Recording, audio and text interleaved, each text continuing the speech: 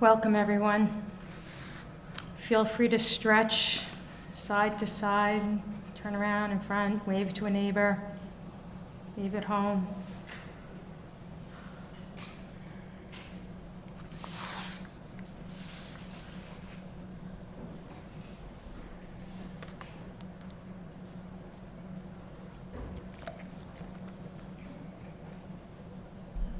Okay. So welcome to the Insight Meditation Community of Charlotte. My name is Denise, and I am one of the 6 Dharma leaders here at IMCC. And the title of tonight's talk is Connection and Spiritual Practice.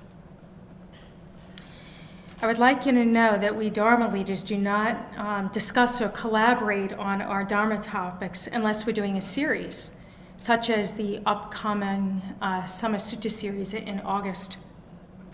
So some of you may remember that a few weeks ago, Larry did a lovely talk on the epidemic of loneliness, whether it is within us, next to us, in our community.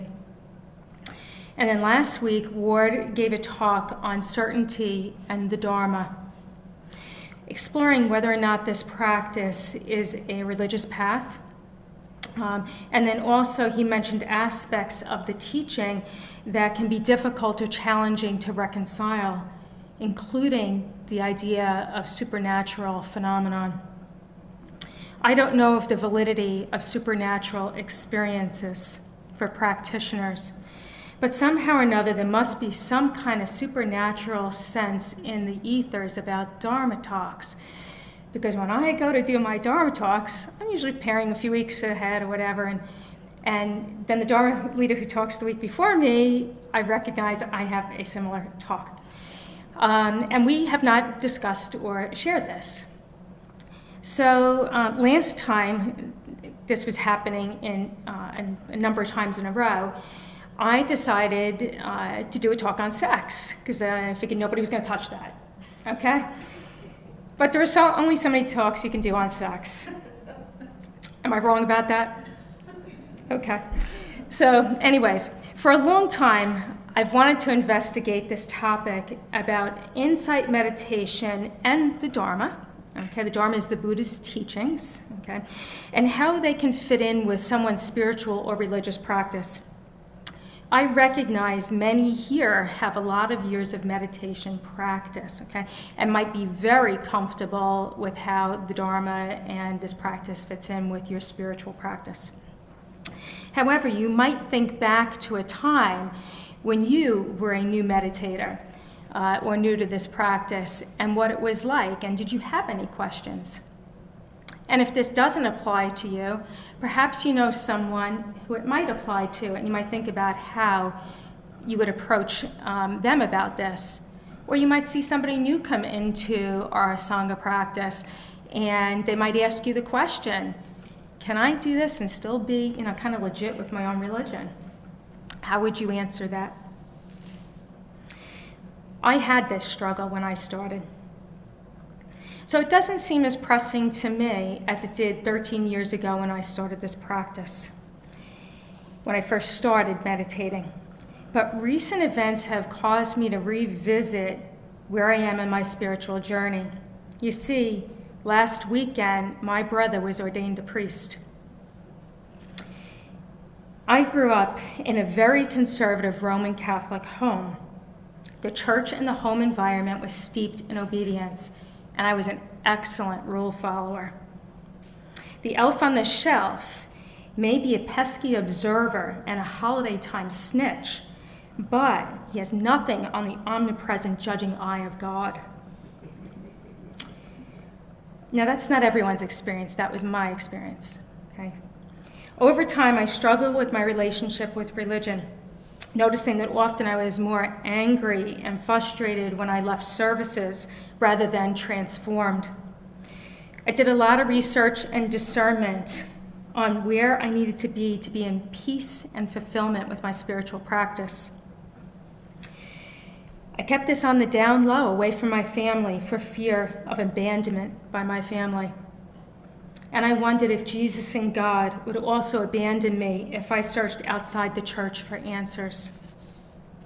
Psychologist Abraham Maslow, who has the hierarchy of needs, places love and belongingness as one of the most basic psychological needs, right above physiological and safety needs.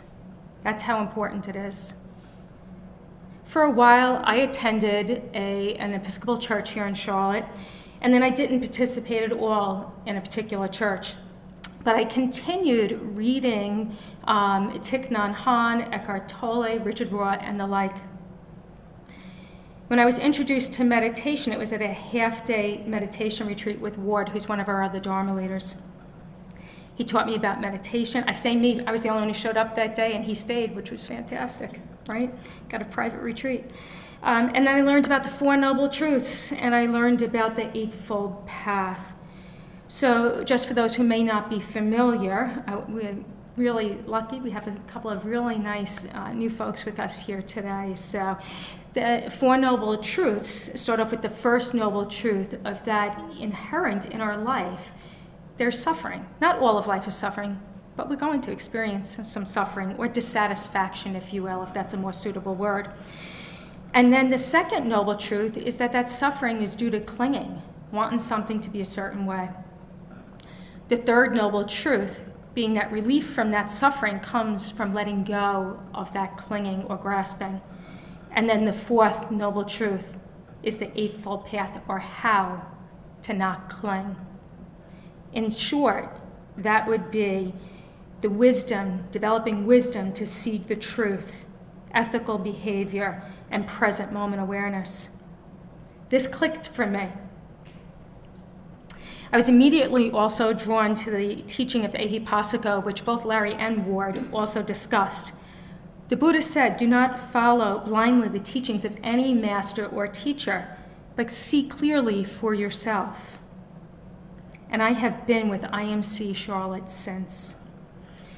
Another thing that was very important to me is that we are a nonprofit educational organization. We are dedicated to the teachings of the Buddha for the development of kindness and mindfulness, integrating wisdom and compassion in all aspects of our lives. So Buddhism can be defined as a religion, a faith, a philosophy, a psychology. For some, it is a religious practice, engaging in rites and rituals. The Buddha, however, did not address whether there is or is not a God. I'm going to go into that a little later. Okay? Philosophy is a rational investigation about existence, knowledge, values, reason. And so I skipped a little piece on here. Then the religion is just a belief and a worship of a superhuman power that often is considered a god or gods for folks. And then I have heard the Buddha called the first psychologist. I like this one. Plus, he's a little cheaper than the psychologists out there, so no offense to anybody. A little easier to get into the Buddha, too. There's such a need these days. So with the Dharma, we're studying how the Buddha mastered the mind. And we're practicing this so that we also can master our own mind. And spirituality is defined as an experience of connection to something larger than yourself, living in a way to express meaning, purpose, and connectedness to the moment, to the self, to the other, and to nature. Some people who practice here are Buddhist. Some are Christian. Some are Islamic. Some are Jewish, Hindu, non-denominational, and etc. Just like on the Park Road Baptist Church, when you come up this alleyway where you have the cement, the insignia that says all are welcome. It only takes one of our social potlucks or our volunteer events to see our connectedness. So with my brother's ordination approaching, I was concerned about how I was going to comport myself surrounded by my very large Catholic family. Yes, with all the jokes that go with that, okay? And all the ordained brothers, the priests, and the cardinal, and more importantly, how my choices were going to impact my brother. Choices such as whether or not to go up for communion, how much or how little to say in conversation, whether or not to sit in the front row. I was family, right?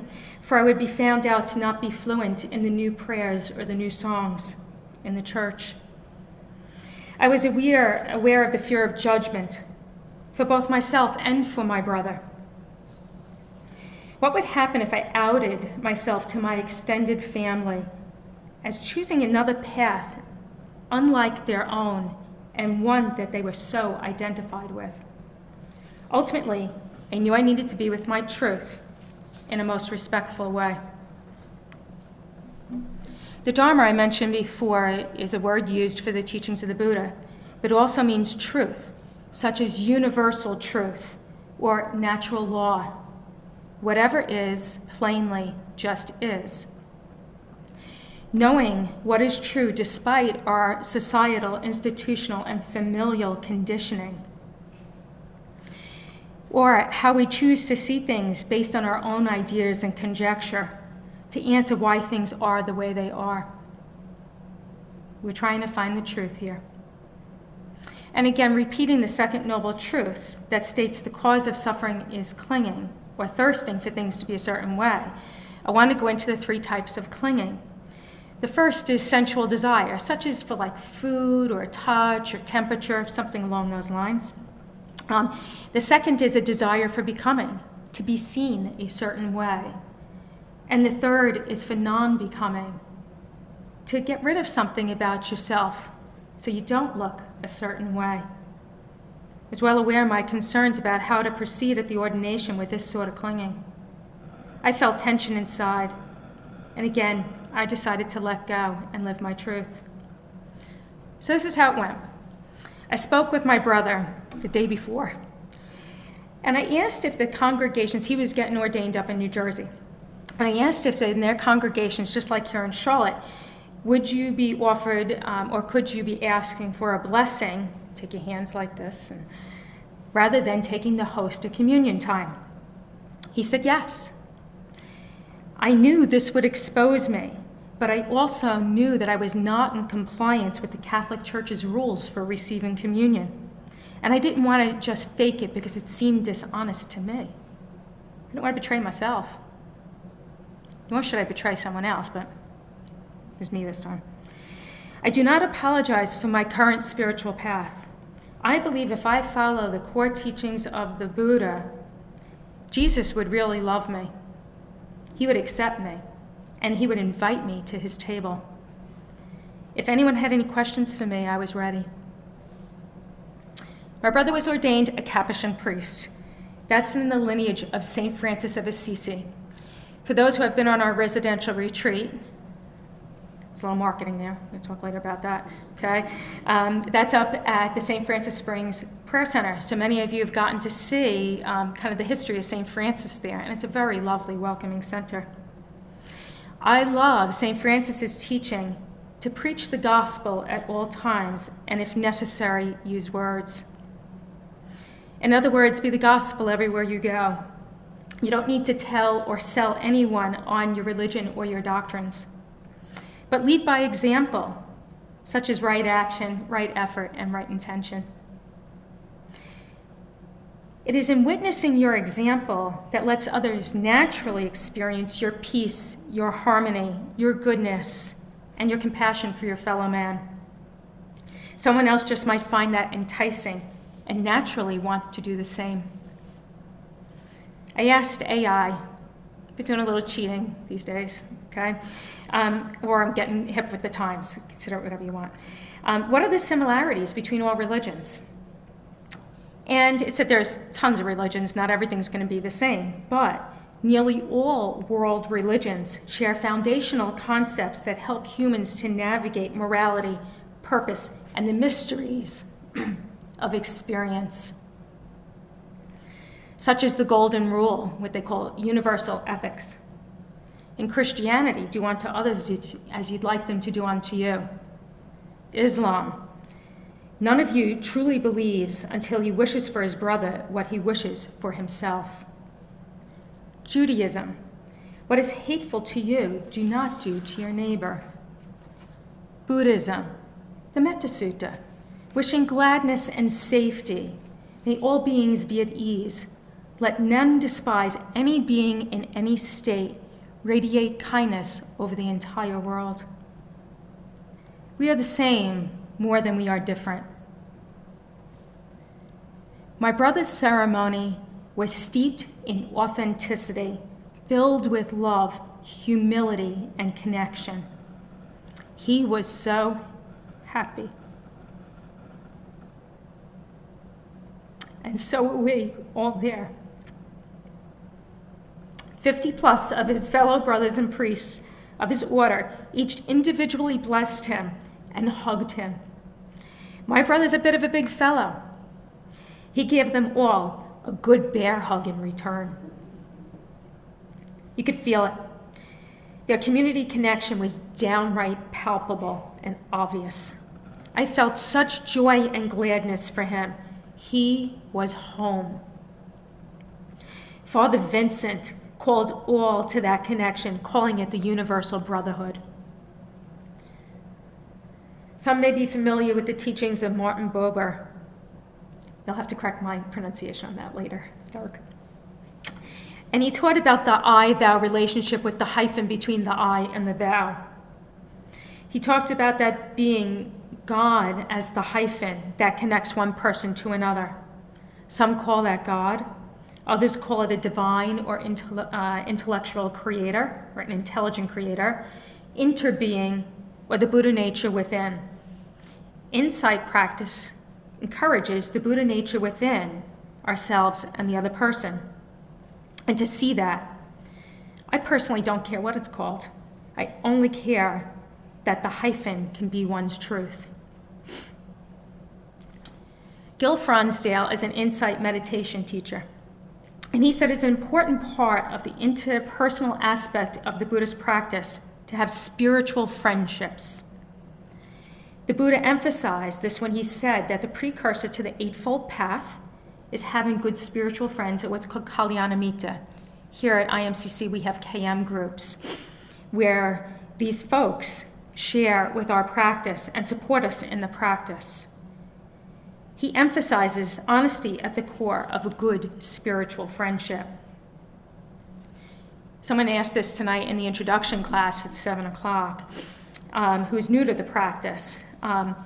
He asked about, well, can I just do this at home? And it's true, meditation is often seen as a solitary practice, and it can be. But here, we are offered the opportunity to experience the triple gem, the Buddha, the Dharma, and the Sangha. That's us here. The latter being the community connected for the development of wisdom and compassion to breed harmony and peace. Now, I'm not here to state if there is a God or not a God. This is not the right space, and I am not the right person to say.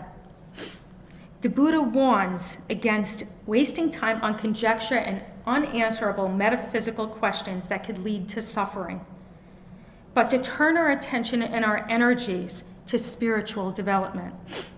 He talks about such questions as, is there cosmos? Eternal, non-eternal, finite, infinite? Are the soul and the body the same or different? Or is the Buddha, what's often called the Tathagata, exist or does not? Or neither exists or does not exist? Or does exist and does not exist? Who's on first?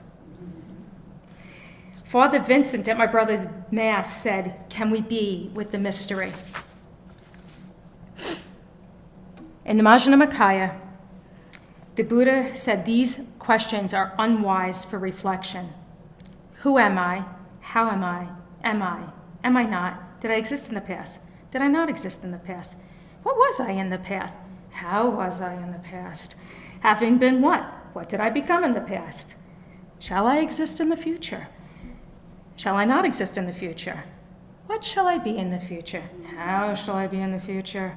Having been what? What shall I become in the future? Did you ever think that selfing could be so exhausting? The Buddha warned whoever speculates about these things will go mad and experience vexation. Many can seamlessly meld the Dharma with their religious or spiritual practice. For me, the triple gem is where I need to be now. And there are two things that particularly touched me when I think about my relationship to spiritual practice. Now, I want to keep in mind about that clinging thing we talked about causing suffering. And often our clinging is rooted in greed, hatred, or delusion. This is a quote from Anthony de Mello, who is a Jesuit priest who is well steeped in Eastern philosophy. He says in this story about a master, the master being of the Eastern philosophy piece, okay? For his holiness, the master seemed vaguely opposed to religion. This never ceased to amaze the puzzled disciples, who, unlike the master, acquainted religion with spirituality. The master said, religion, as practiced today, deals in punishments and rewards, perhaps heaven or hell. In other words, it breeds fear and greed, the two things most destructive to spirituality. I want to talk just very briefly about the Pali Canon's teachings on rituals. Rituals are not inherently valuable. This could be any religion, not necessarily just Buddhism, okay? Their significance depends on the intention behind them. Mindfulness and understanding ethical conduct are considered to be more important than the rituals and the ritualistic practice. The Pali Canon critiques blind adherence with rituals without understanding their purpose. They are terrific to do, again, if transformational, if it brings you to your harmony and your peace. If you're doing it just to become, like we talked about in clinging, perhaps it's not the best practice. Connection's a human need. Let's not place our rites and rituals above connection. Let's avoid division. And judgment breeds disconnection. Richard Rohr, who is a Franciscan priest, steeped again in Eastern philosophy, said, judgmentalism is not looking for the truth, it's looking for control. In judgment, we make the object other than, which takes away from the hyphen in the I-thou relationship. My Dharma practice is what has helped me to skillfully navigate my desire for connection with my family and somehow with the Catholic Church without needing to be a practicing Catholic at this point. In honoring my truth, I was able to clearly see the love and connection surrounding my brother. I was able to see the truth that I was still loved by my family, and I was welcomed without hesitation by my brother's brothers, naturally without doctrinal overlay, just one compassionate human being to another.